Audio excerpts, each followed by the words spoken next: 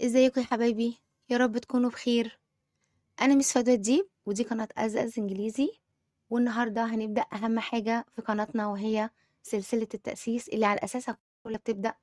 ازاي نعرف نقرأ، ازاي نعرف نميز اصوات الحروف. احنا عارفين طبعا ان الحروف عندنا A B C D E F G لحد اخر الحروف، ودي اسمها اسماء الحروف. طب ايه sounds of letters او اصوات الحروف؟ هي ازاي بنقرا الحرف جوه الكلمة.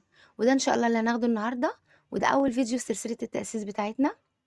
يلا بينا نعرف ازاي نقرا الحروف وسط الكلمة. A A ب ب ك ك د د إيه إيه ف ف ج ج ه ه إ إ ج ج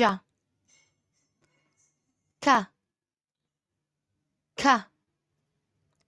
ل ل م م ن ن أ أ ب ب كوا كوا ر ر س س ت ت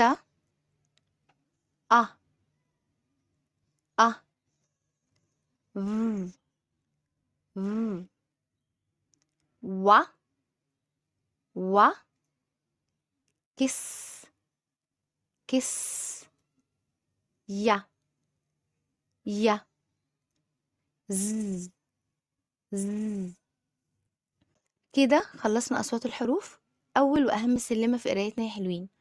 حبايبي المرة الجاية إن شاء الله هشوفكم مع تاني فيديو، وإزاي ننطق الحروف دي في وسط الكلام. أشوفكم على خير المرة الجاية. باي باي.